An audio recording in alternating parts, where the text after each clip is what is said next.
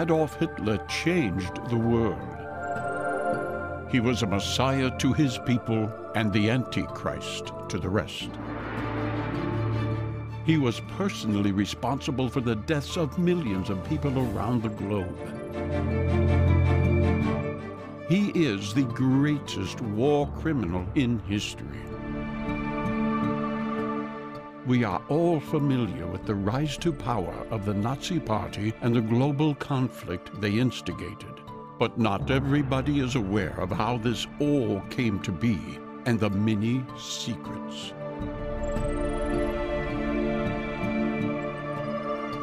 From deep religious and occult secrets to technical innovations far beyond the abilities of the rest of the world, the Nazi Party is a fascinating and tragically evil part of mankind's history.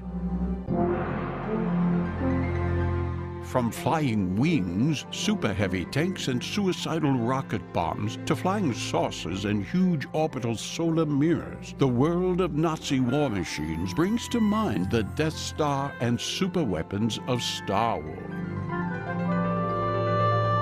This is the tale of manipulation, control, secret societies, weird weapons, and ancient prophecy coming true.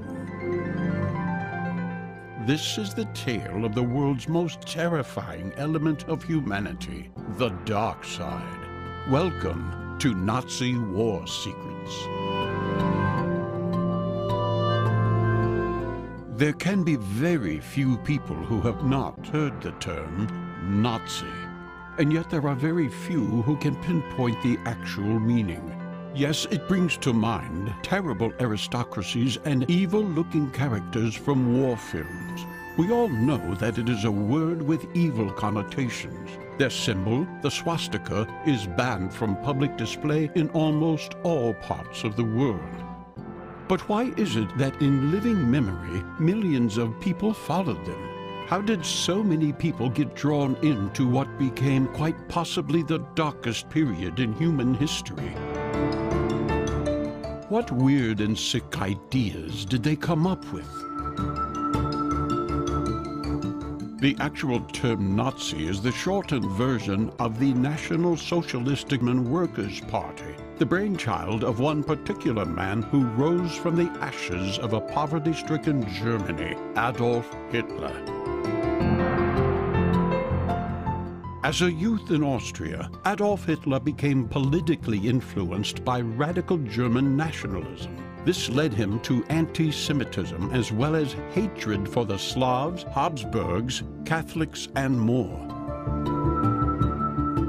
It was at this time he saw the merits of absolute party leadership, the title of Führer, and even the greeting of Heil.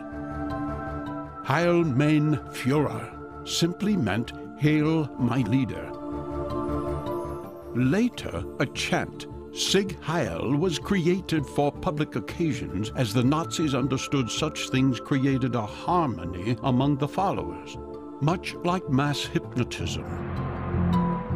In fact, Adolf Hitler himself studied hypnotism when he read the book Psychology of the Masses. The book describes the psychology of the crowd and the techniques that could be used to control them.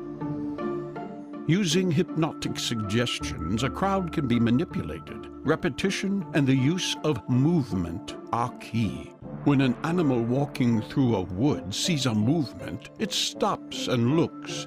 Its attention has been gained. If a movement happens again, then the animal will continue to look, mesmerized to the spot. The same applies to us. Watch as the speaker may walk up and down the stage, keeping our natural gaze. Movement of the body and arms enforces strength, and those watching are fixed. In this state, whatever is said by the speaker has more power. Repeat it, and it becomes gospel. Hitler used repetition not just in his speeches, but he repeated the speeches. A repeated statement becomes embedded in the mind. Hymns in church are sung for this very reason, to drive home the propaganda and message of the church. Hitler himself said, What you say to the people collectively in that repetitive state of fanatical abandonment remains in their mind like an order given to someone under hypnosis, which cannot be wiped out and resists all logical argument. He used all the techniques known: pacing up and down, pause and action, repetition and hand movements for reinforcement. Through such hypnosis, Hitler could bypass rationality and logic and aim straight to the core of the mind without the conscious knowledge of the viewer. Repeated viewing of the same speaker has been proven to reinforce a concept of admiration and even holiness. Eventually, every word uttered becomes holy writ. He was also instructed in the arts of hypnosis by an expert. A British Secret Service report from 1943 stated, during the early 1920s, Hitler took regular lessons in speaking and in mass psychology from a man named Hamison, who was also a practicing astrologer and fortune teller. He was an extremely clever individual who taught Hitler a great deal concerning the importance of staging meetings to obtain the greatest dramatic effect. What Hitler was really good at was the power of suggestion, repeating a phrase. Over time, Hitler's beliefs changed and grew. His experience as a corporal in the First World War saw him eventually blame the leaders of Germany for the loss of the war and the subsequent humiliation of the Treaty of Versailles. He also blamed the Jews. He learned everything he could. He gathered information. What his intentions were originally is unknown. But he molded himself with his knowledge, and he was intent on doing something about the plight of the German-speaking world. Over time, and following hundreds of speeches, arguments, political maneuvering, and outright bullying, Hitler found his destiny as the leader of the Nazi Party. We must also remember that Hitler used his growing power to line his own pockets. For instance, he not only siphoned off money from the finance ministry, but he also ordered the government to take on large stocks of his own book, Mein Kampf, to give to the people as gifts. His own wealth is estimated to have been over $5 billion by the end of his life. So what was Nazi Germany? Between 1933 and 1945, the term was interchangeable with the Third Reich, a period when the country was controlled by Adolf Hitler and his National Socialistic German Workers' Party, or Nazi Party.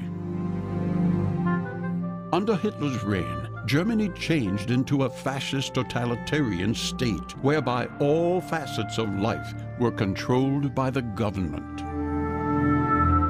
The very moment Hitler took power as Chancellor in 1933, all political opponents were eliminated. In 1934, the president, Hindenburg, died, and Hitler became dictator. His title was Führer, or leader. All power was in his hands, and his word was above the law. It had been a time of desperation, and poverty was rife. Under the Nazis, the economy grew and stabilized. Massive public works were undertaken. Germany was being rebuilt, and with it, the spirit of the master race. The Nazis enjoyed massive popularity through this economic stability, and this allowed them to begin introducing some of their more sinister elements of their policies. They had done what they had said they would do, so they must be right, was the public perception. Education was targeted, introducing the concepts of racial purity into the schools. The children were being prepared on many levels. Firstly, they were being aligned to the beliefs of the Führer. Secondly, the boys were prepared for military service and the girls softened up for motherhood. Opportunities for females were reduced so they could concentrate on being good German mothers. Through the Strength for Joy program, recreation was organized, and in 1936, Germany held the Olympics, placing the might of the Third Reich in the international spotlight. All media and public gatherings were controlled. Propaganda was everywhere. Even art was controlled. As the power of Germany grew against the backdrop of a weaker Europe, the aggression of the Nazis began to terrify many. When they made territorial demands in Czechoslovakia, Europe buckled. Russia and Italy aligned themselves with the Nazis. Poland was invaded and war was declared in 1939. By 1940, Germany controlled most of Europe. Only Great Britain remained until 1942. The Americans stood back and left them to the fight. The Nazis were truly beginning to believe in their own propaganda that they were destined to rule the world. So just what did the Nazi Party finally end up believing in? Just what kind of country had they created? How did the people live with it? Were they happy? If you were a female in Nazi Germany, then you were excluded from political office. The term children, kitchen, church was often applied for the good German lady. Women were ordered to avoid sexual relations with foreigners in order to avoid having the pure German blood soiled. Himmler said, "Fellow Germans who engage in sexual relations with male or female civil workers of the Polish nationality, commit other immoral acts, or engage in love affairs shall be arrested immediately." Heydrich later declared that Russian males would suffer the death penalty for such an act. The women would have their heads shaved, be paraded in public, or even sent to concentration camps. Nazi nationalism was all about the German way of life, the German bloodline, the special Aryan race. Therefore, others who lived in the Nazi realm were second-rate citizens or worse. And with the dogma of expansionism, many more millions would soon find themselves in similar situations. The terror and horror of the Nazi Aryan elitism spreading across Europe was unbearable. Aryans, the Nazis said, were in conflict with all other races for superiority. The Nazis' drive was to maintain racial purity, so they went about the systematic extermination of Jews, Romanis, and the mentally and physically disabled. Others were called degenerates, people such as homosexuals, Jehovah's Witnesses, blacks, and of course, anybody who didn't agree. Another one of Hitler's grand schemes was to exterminate or enslave the Slavs of Central and Eastern Europe, such as the Russians, Poles, and Ukrainians. This, he said, would make way for German settlers. The Slavs were to Hitler a mass of born slaves awaiting a master. One of the tactics to purify the race was compulsory sterilization or even involuntary euthanasia of the disabled. He used the tales of Sparta to back his views, who destroyed all congenitally deformed infants to maintain racial purity. By 1933, the law for the prevention of hereditarily diseased offspring included the sterilization of people with schizophrenia, epilepsy, and a whole range of conditions, including alcoholics. Between 1933 and 1939, 360,000 people were sterilized. The man behind the propaganda machine of Nazi Germany was Joseph Goebbels. He said, "The Jew is the enemy and destroyer of the purity of blood, the conscious destroyer of our race. As socialists, we are opponents to the Jews because we see in the Hebrews the incarnation of capitalism, of the misuse of the nation's goods." Goebbels became the Minister of Enlightenment, and he had two main tasks. Firstly, to ensure that nobody could read or see anything against the Nazi Party. Secondly, to make sure the views of the party were marketed in as persuasive a manner as possible. He worked with both the SS and Gestapo to make his point. Along with Albert Speer, he hunted out anything that was opposed to the party line and presented public displays of propaganda. He set up the Reich Chamber of Commerce, which dealt with literature, arts, radio, music, newspapers, and film. In order to work with these fields, you had to be a Reich Chamber member. Anybody outside of the chamber was banned from publishing. How was it that a whole nation followed such insanity? The answers are actually relatively simple. For decades, the Germans had suffered intense poverty. High unemployment, starvation, disease, and death were commonplace. On top of this was a national shame placed upon them by the international community for World War I.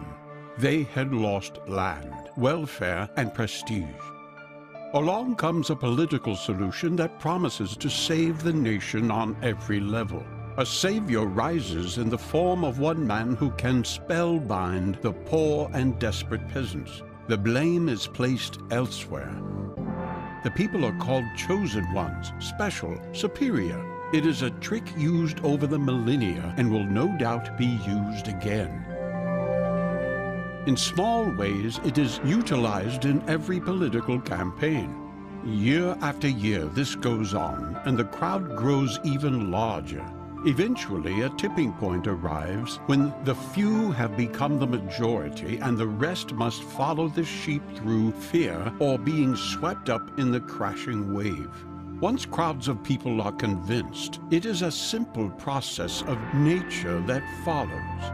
We all want to sing the same hymn, to be in harmony with those around us, to march with our brothers and sisters, to feel a part of something. What better way to feel a part of than something powerful? Everybody wants to be accepted, and to be accepted meant joining in. Adding into the mix incredible iconography, learning from the religions and the empires of the past, the genius of the Nazi Party and its propaganda machine was to emulate the very best bits. The power and might of Rome was stolen and used. The zeal of the religious was copied. The strength of classical buildings was recreated. The people started to get jobs, to feel part of a community and to look around them and see the images of what they were being told they were, a master race. Drip, drip, this sank in. Slowly, the crowds grew in numbers, a master race, born to lead, born to enslave. Forgotten was the fact that Jews, Poles, blacks, and homosexuals were humans too. Along with the many methods of positive reinforcement came the negative side. Destroy opposition. Book burnings, banishments, and concentration camps for politically outspoken activists. Once done, it became a self-creating device. People followed the lead and in their own districts did the same. The purging of Germany was in full swing. Nazi party politics was the new way of the world, and the savior was nothing less than a god himself. Heil Führer. A singular aid to the Nazis' aim was religion. Hitler bent it according to his desires. Germany has always had a distinct pagan history and tradition, and mixing myths was no problem. Freedom of religion was guaranteed in the 1920 Nazi Party program. Positive Christianity was endorsed to oppose the Jewish materialistic spirit. Theologians were brought on board to ensure that the party message was incorporated into the German positive Christianity movement. Get them in their pockets, stomachs, hearts, and spirit, and you've got them for life. Jesus was not a Jew, they stated, but a good Aryan, and Adolf Hitler was the new Messiah. The Jewish Old Testament was denounced as Satan's Bible. The Catholic Church had opposed the Nazis, and so they were outlawed until they declared loyalty to the state. Many elements of the Catholic Church were stolen for Nazi propaganda. The Catholic Order of the Teutonic Knights and the night rallies of the Nazis, which mirrored the Catholic Mass, are two examples. Eventually, the two sides signed a deal and peace between them was found. It was a necessary evil for Hitler to join forces with the Italians. There cannot be any doubt that a certain amount of occult influence existed within the higher levels of the Nazi Party. Rosenberg and Himmler were neo-pagans, and the SS certainly went down the road towards the Holy Grail. Myth and mystery are an aura created in the main to attract. Lightly hide a secret and people will want to be a part of it. It is a very clever device and one used by others, such as the Freemasons. To be allowed entry into a part of the secret makes an individual feel special. Being part of the Nazi movement as a whole was to be part of something big, bold, and iconic. Others who claimed to have spiritual secrets were outlawed, the Freemasons included. In his book, Mein Kampf, Adolf Hitler devoted 3 chapters to the subject of propaganda. It was in the First World War that Hitler had learned the power of propaganda when he claims he was exposed to the excellent British and poor German versions. Germany, he said, lost the war because of poor propaganda. None of this was true. That propaganda must address itself to the masses and be presented in popular form. It must not be above the heads of the ordinary person and must appeal to the imagination, to the emotions and the hearts of the crowd. This crowd was made up of human children who moved from one idea to the next. They must be told what to think. They are ruled by sentiment, not logic, and so good propaganda must be simple and play on the sentiment. During the war, propaganda was used extensively. The might of the German army, the prowess of its soldiers, the strength of industry were all positively reinforced. On the negative side, the enemy came under fire. Allied bombers were shown as cowards who bombed civilians. Americans were portrayed as gangsters. Germany was imagined as the sole defender of Western European culture against the Bolshevik hordes. In 1944, the Red Cross were invited to visit concentration camps to dispel rumors of the final solution. The event was used as a propaganda tool, and yet the actual camp was in fact a transit camp where Jews lived in relative comfort. Afterwards, most of the cast and even the filmmaker himself were deported to Auschwitz, where they were murdered. Time and again, history throws up unique individuals. Napoleon, Caesar, Alexander the Great, Muhammad, Jesus, Genghis Khan, Stalin, and of course, Adolf Hitler.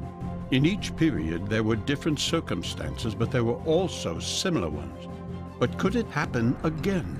The question is simply answered, yes, and it will. Society and civilizations repeat history again and again and have done so for thousands of years. We create the circumstances on a cyclical basis. Rise and fall, riches and poverty, financial growth and ultimate crash.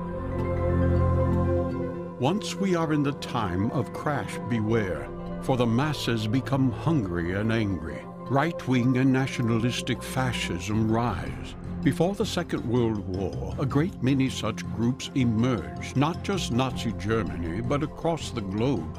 Unless the crash was quickly turned around, then somebody, somewhere, may just get the idea in his head. He may just start to come out into the public gaze, and he may just be able to utilize his powers of mesmerism upon them. Adolf Hitler learned well. He understood the mind of the crowd. He practiced the art of hypnotic speech delivery. He had his finger on the pulse of the people. He was a man of his time. Is there another Adolf Hitler out there now? Is he waiting in the wings, unaware of his destiny? And what will we do? It is now the 21st century. We have computers on our wrists, and there is talk of implanting chips into our brains to connect us to the almighty artificial intelligent computer. Yes, billions still follow religious concepts of fantasy tales written thousands of years ago, and this inner desire for there to be more than there actually is aided the Nazi Party in their rise to power. You see, their whole world was linked to the occult. From the onset, the Nazi Party was obsessed with the world of the occult. They scoured the globe in search of the weapons that would enable them to conquer the world and build their 1,000-year Reich. Sacred killing devices using the power of God himself. From the Holy Grail to the lance that pierced the side of Christ, from Tibet to the Antarctic, no religion or mythological device was ignored. They turned the planet inside out looking for something ancient, something the Nazi elite called the most powerful weapon. A weapon that would instill such awe that it would cause the entire world to surrender overnight. And then suddenly, during the Second World War, perhaps even years before, the Nazis achieved a massive leap in technology, so great that they have questioned where the Nazi science originated. Nobody in the world had technology like Nazi Germany. In fact, no country was even near the technology of the Third Reich. From the first jet aircraft to advancements in innumerable facets of science and engineering, the Nazis had no equal. Thousands of scientists with bottomless budgets across the globe were working furiously day and night for years to create new war machines. And yet the Nazis had not only developed one device, they had developed dozens. They were also miles ahead in every area, including genetic manipulation, mass hypnosis, and unfathomable experiments into the nature and time and space itself. Legends of the strange and powerful force known as Vril abounded, and soon there were reports of amazing flying machines that could outmaneuver and outgun anything in the world. Orbs of light that could cause a mechanical drive to malfunction, even fall out of the sky. Shortly thereafter, the Nazis unleashed the world's first unmanned rocket drones, which fell upon Great Britain in such force that it devastated a world power. During this period, hundreds of pilots across the world witnessed what is the most prolific series of UFO encounters ever recorded. Hitler knew well what was in store for the world, and that knowledge carried his unwavering conviction that the Nazis would achieve victory. He promised his people a series of weapons so advanced, so powerful, that it would enable the Nazi prophecy of world domination to come true well into the next millennia. But war is never fair. And even for the greatest military forces, war has its uncertainties. Many say that the outcome of the Second World War would have been very different if only the Nazis had a few more months to assimilate their discoveries. When the war was finally over, the United States brought over more than 1,000 German scientists, technicians, and engineers under the highly classified Operation Paperclip. Among them was the rocket scientist Wernher von Braun, whom with other former Nazis provided information and technological advances that would propel the U.S. space program on a fast track to the moon. But where did the Nazis get this knowledge? Von Braun said more than once, "We had help." For decades there were speculations that the Nazis had links to UFOs. The crash at the Roswell in 1947 is believed by many to be a post-war Nazi technology gone wrong. The fact is that the Nazis did have aircraft that was far superior to anything known to man at the time. Indeed, at the beginning of the war, most aircraft were biplanes, and by the end, Germany were about to put into service their first manned jet plane. In 1938, the Nazi Third Reich for some reason claimed a territory in the Antarctic known as New Swabia and sent a military expedition there. In fact, this was so suspicious that the U.S. military sent their own secret expedition there after the war, and the findings remain classified to this day. From 1933 onwards, the Nazis sent out missions across the world to find mythological and religious artifacts that held a strange force they called Vril. The Nazis were at the forefront of jet propulsion technology and spent huge sums of money on it. This included the Horten's Flying Wing and several flying saucer-shaped ships. Throughout the war, there were sightings of UFOs. These came mainly in the guise of what we now call Foo Fighters, strange balls of light that flew around the Allied aircraft. The Allies actually believed these to be enemy aircraft, specifically designed to harass them with advanced electromagnetic interference. The Foo Fighter was so common and such an irritant that top scientists were ordered to investigate. Allied intelligence believed them to be advanced German technology because some had actually damaged Allied aircraft. We can pinpoint a rough date for when the Germans acquired the technology from an Italian newspaper that reported. Types of flying discs were designed and studied in Germany and Italy as early as 1942. Some great power is launching discs to study them. There is no mention of who this great power might be, but many believe the meaning was extraterrestrial. To the Nazis, power came from the occult. The word simply means hidden, something we cannot see, a force. One particular Nazi UFO actually played right into this idea, the Bell UFO. It had occult markings giving it power. The fact is, the Nazi whole symbolism and origin was in the occult. The swastika itself is an occult symbol and amazingly first originates in Sumeria as a sign of the great lights that came from the sky. These were the Shining Ones and Watchers, a special race that taught mankind and then went back into the sky following a breeding program with humans. In the Bible, these beings were known as angels, messengers of light. The swastika is not only a symbol of energy, of the Vril, but also a symbol of the early alien visitors to planet Earth. Whether Nazi technology had help from aliens or not, the fact remains that the myth of it was fostered. There is propaganda power in the unknown. During the war, these technologies were over 30 years in advance of anything the rest of the world had, and even 30 years later, they were only in existence because of this massive leap in technology.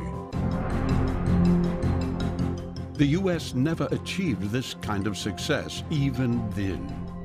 Roy Fedden, the chief of the technical mission to Germany for the Ministry of Aircraft Production, stated in 1945, "I have seen enough of their designs and production plans to realize that if the Germans had managed to prolong the war some months longer, we would have been confronted with a set of entirely new and deadly developments in air warfare."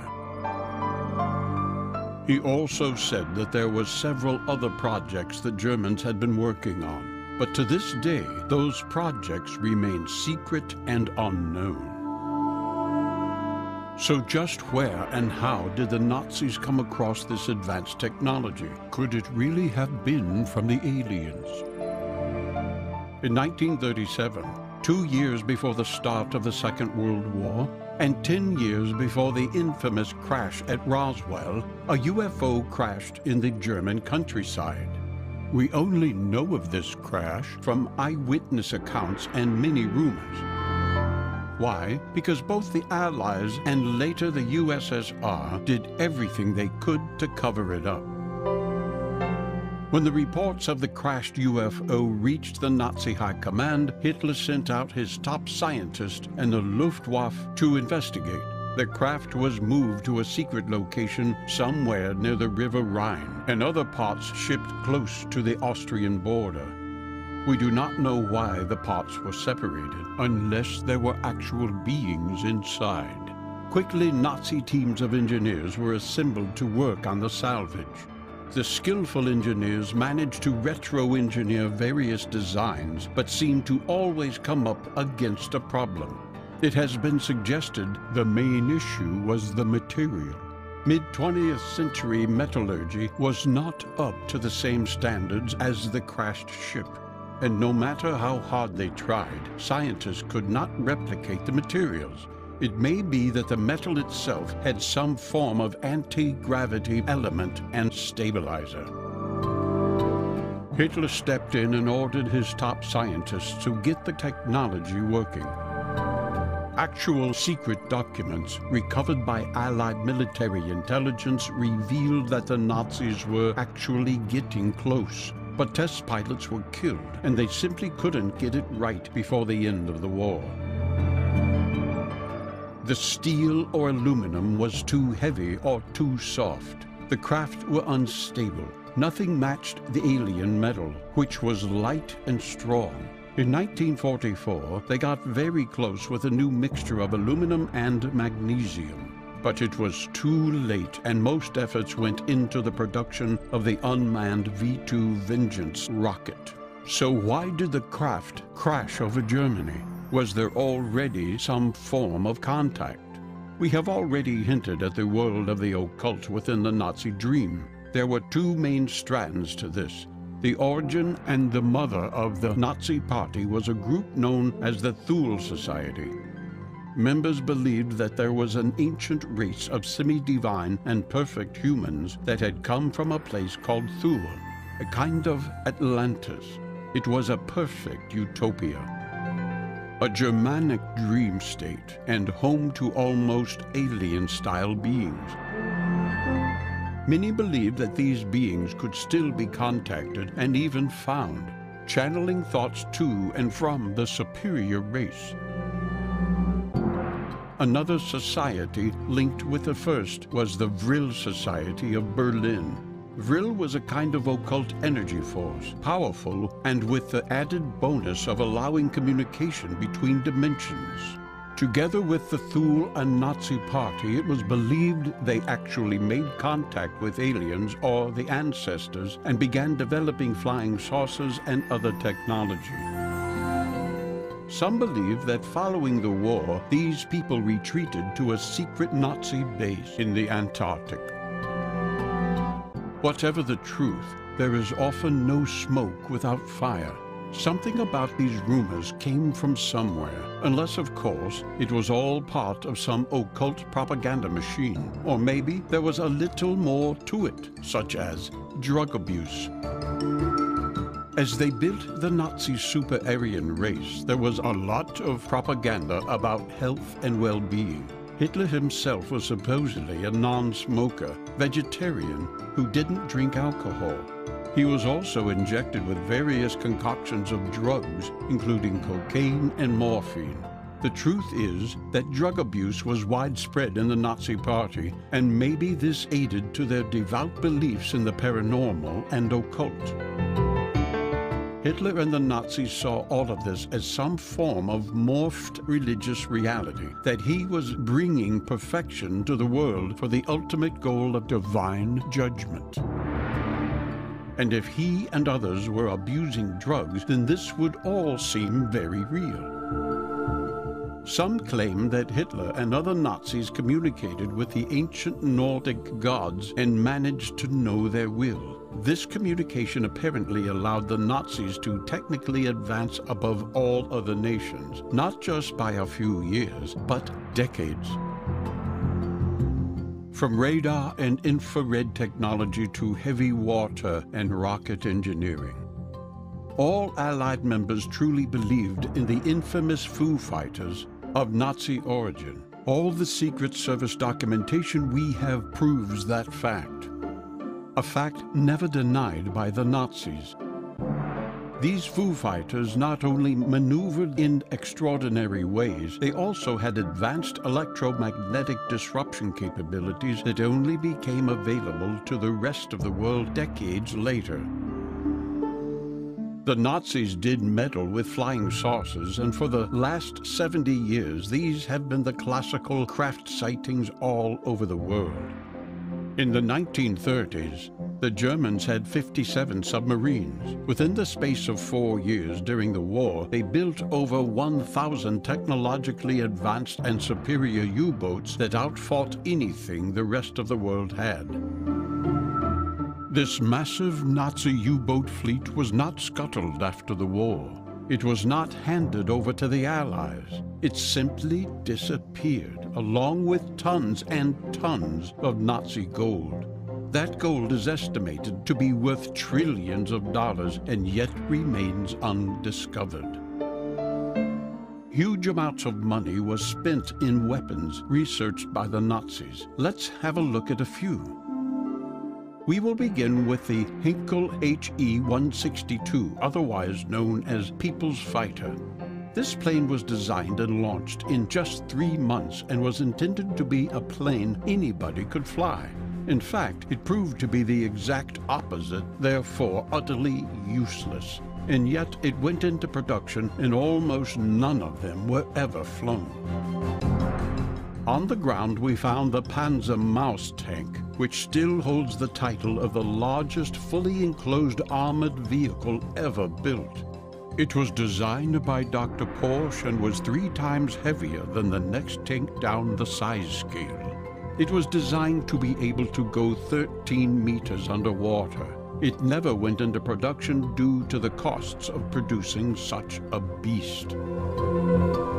Back in the air, the flying wing known as the Junkers Ju-322 Mammoth or Mammoth was a complete disaster. Aiming to be a cargo plane, it was made of wood. During one test flight, a Panzer tank fell right through the bottom of the cargo hold. The program was canceled. One thing the Nazis pushed forward with was the rocket engine. The V-1 rockets were problematic, though, and kept crashing. SS officer Otto Skorzeny decided it might be a better idea to have pilots fly these rocket bombs and came up with the Fieseler Fi-103R, basically a V-1 rocket bomb with a cockpit. The pilots would simply have to parachute at the last minute. In fact, several pilots were killed in tests because the canopies wouldn't open.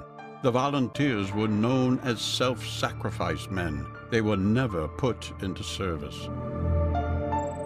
Back to Earth again with the infantry and the Krumlov rifle, the gun that can fire around corners. In fact, the Krumlov was a rifle attachment that allowed the user to fire in a number of different directions. It came with 30-degree, 45-degree, or 90-degree angles. There was even a tank version to allow tanks to shoot around corners. But the most bizarre weapon the Nazis dreamed up must be the sun gun or heliobeam. It was the idea of the rocket scientist Hermann Oberth, and consisted of a giant mirror more than a mile wide, which was to be sent into orbit and concentrate the power to the sun rays down into the Earth in order to boil the oceans and burn cities to the ground. Not surprisingly, it never got off the ground. In fact, the term for weapons that never reached the battle was the Wunderwaffe, or wonder weapon. They were meant to be a revolutionary superweapons. However, they remained prototypes. The Wunderwaffe was generally a universal term for all military problems and was in fact illusion and propaganda. These include the aircraft carrier Graf Zeppelin, a 33,550-ton vessel which began construction in 1936 and was never completed. A rocket U-boat, which was meant to launch rockets offshore. The WWII 555 was a planned super bomber requested by the Luftwaffe to be able to reach the United States, a 6-jet angular flying wing carrying a massive payload. It would have been devastating if it had ever been used. The Bochum BA-349 Natter, or grass snake, was a rocket-powered interceptor. It was very similar to a modern surface-to-air missile, but this was to be manned. The vertical takeoff eliminated the need for airfields and would have made it very portable. The pilot needed very little training because of the onboard autopilot. His job was to point and launch the rockets. The pilot and the fuselage would then land using separate parachutes. The first manned vertical takeoff flight happened on the 1st of March 1945 and ended with the death of the test pilot. The Karl Gerät, or Karl device, was a self-prepared siege mortar and was the largest caliber self-propelled mortar ever developed. There were 7 examples built with 6 seeing combat during the war. The gun had to be accompanied by a crane, a 2-piece heavy transport set of rail cars, and several mortified tanks to carry shells. But the greatest weapon in Nazi Germany was the power of manipulation and control, and the man who created and personified this was, of course, Adolf Hitler. Hitler was the master of the occult, master of the use of symbols and rituals, master of language, of oration, master of propaganda and mind control. The fact that he manipulated an entire nation into carrying out the darkest acts imaginable is proof enough. Hitler understood the mind of the masses. He knew they needed symbols and rituals. He knew the power of the icon, the religious artifact. And so, he went in search of the greatest religious icons, knowing they would empower his authority. If he was the man who possessed the Holy Grail, then he would be the man with the power over the minds of those who believed, and he fostered their beliefs in order to empower himself. One of the artifacts he coveted was the Spear of Destiny. This was supposedly the Roman lance that pierced the side of Christ as he died on the cross. This specific relic, according to occultists, had a powerful energy because it had touched the Son of God. Indeed, it had been so powerful that it had finished him off. The Spear of Destiny, or the Spear of Longines, as some call it, was probably one of the most powerful psychological weapons Hitler could have wielded. Whoever held it was said to hold the destiny of the world in his hands. Amazingly, it was not too difficult for Hitler to get his hands on. It had actually been held by the House of Habsburg in Vienna, Austria, for centuries. What did Hitler do? He annexed Austria and personally arrived in Vienna. He went straight to the museum and took possession of the spear. Now the world could see who held the power. Now the occultists across the world understood what Hitler was doing. He was taking control of the world. At that moment, men in positions of authority across the world and who understood the significance trembled. Hitler himself also knew and believed that he now held the destiny of the world in his hands.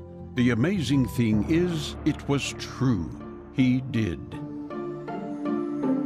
As Hitler later said, the spear appeared to be sort of a magical medium of revelation, for it brought the world of ideas into such close and living perspective that human imagination became more real than the world of sense. I felt as though I myself had held it in my hands before in some earlier century of history, that I myself had once claimed it as my talisman of power and held the destiny of the world in my hands. Yet, how could this be possible? What sort of madness was this that was invading my mind and creating such turmoil in my breast? World War II was now a matter of fact, and Hitler had the power to conquer the world. The problem for many who understood the occult significance of the spear of destiny is simple. It was the spear that killed God's Son. It was used for evil and was therefore energetically evil. Whoever wields the power of the evil spear will himself become evil. He will be taken over by the forces of the spear. This is why Hitler was accused of being the leader of the forces of the Antichrist, because technically, in a religious and spiritual world, it was true. Hitler knew this, and yet his belief in his own power was so great that he believed he could overcome the force of evil and use it for the benefit of his Aryan brotherhoods. Another object he desperately sought out and yet failed to find was the Holy Grail. The powerful occult significance of this object is obvious. Relics that are close to the holy people are always said to have energy within them. But one that was so personal and up close to the actual Son of God is another matter entirely. For this reason, secret societies, religious groups, and leaders have for 2,000 years been trying to find it. They have all failed.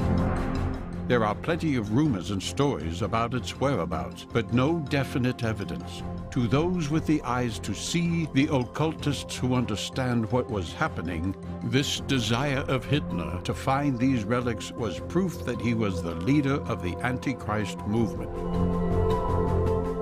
They knew the prophecy in Daniel 8:23 that the Antichrist would become an adept at the black arts and seek out the relics.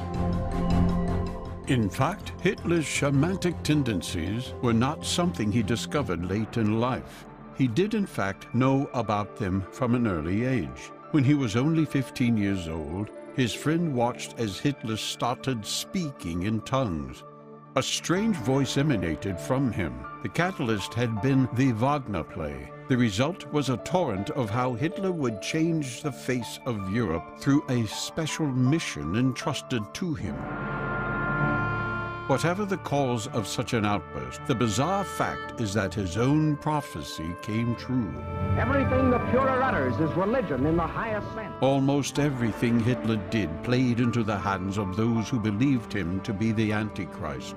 But his hatred of the Jews stands out as so profound that it is overwhelming proof he was immersed in the occult world. He called them parasites, a disease, liars, a moral stain, the mightiest counterpart to the Aryan, greedy and bloodsuckers. His hatred was not normal. It was the hatred of one possessed with the desire to turn the world upside down. It was an evil hatred. It was a secret, powerful occult hatred that had to be powerful for it to work. It did not matter to Hitler whether Germany was sacrificed, as long as the Jewish problem was resolved. This truth was revealed even by Himmler, who stated that the Third Reich is all about destroying the Jew. They claimed they would wipe out the Jewish race from the planet and that the New World Order would not rise until every last one was destroyed. If there was such a thing as Satan and his stated goal was to wipe out God's so-called chosen people, then there is little wonder people believed Hitler was his tool. Even the Theosophist Alice Bailey stated in 1939 that the Jew was a problem and that death would be beneficial.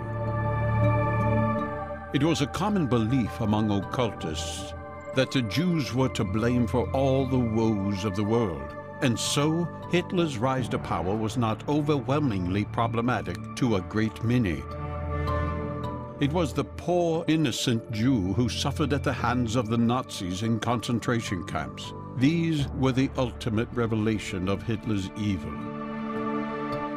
The other great problem was this. It was an occult belief among Freemasons of the world that in order for Christ to appear and usher in the New World Order, there needed to be 3 world wars. This was the prophecy of their own Albert Pike in the 19th century. It was a belief that has not died. It is still held dear by many today in positions of power. Both Roosevelt and Churchill were Freemasons and knew of the prophecy. They also knew that the Third World War was said to be started between Israel and the Arab neighbors. Israel did not exist when Pike uttered those words, not until the end of the Second World War, ushered in by the Antichrist Adolf Hitler. Israel was only possible because of what Hitler did by wiping out 2/3 of their worldwide population. The world gave the Jews back their home. The Bible says that the Antichrist will rule for 7 years. Hitler ruled outright from 1938 to 1945. He will kill 2/3 of Jews. He will wield the spear of destiny. He will be master of the black arts. He would therefore appear to have been Adolf Hitler. No wonder Churchill stated such. Hitler knew his role was spiritual, holy, that he was the Messiah of his people. Christ had been an Aryan, not a Jew. His role was to fight back. He was the rule of God. He was the will of God. As he stated again and again, God in nature, God in our own people, in our destiny, in our blood. God, will, destiny. All things that point to the occult world mindset of Adolf Hitler. As a God on earth to his people, Hitler could do no wrong. To those who believed in the Antichrist, it was confirmation that he had come, for the Bible told them that the Antichrist would be worshipped as Christ on earth, as the Messiah. Hitler appeared to many to be possessed. Indeed, many like Churchill stated such. The awkward little Austrian would become a superhuman when in front of the masses, whether it was the drugs or whether it was some form of occult force. The fact that he was energized and his energy hypnotized the masses. When he finished, he was spent. He was covered in sweat, his eyes glazed. It was truly as if he had been fully possessed while on stage. He looked like he needed a fix.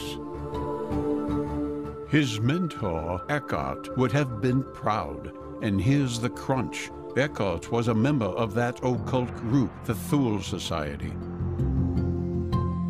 Intricately linked to the Nazi Party with members in both camps. It was an Aryan secret order of adepts. They worshipped what they would call Satan in secret rituals and were part of an international league known as the Brotherhood of Death. In the USA, they were known as the Skull and Bone Society. Just this small fact alone opens up a world of conspiracy and planning.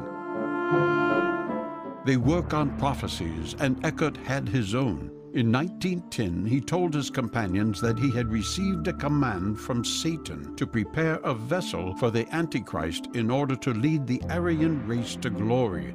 Like John the Baptist, who came before Jesus, Eckhart was to be the forerunner of Hitler. Later, as Eckhart was on his deathbed, he boasted, "Follow Hitler. He will dance, but it is I who have called the tune. I have initiated him to the secret doctrine, opened his centuries in vision, and given him the means to communicate with the powers."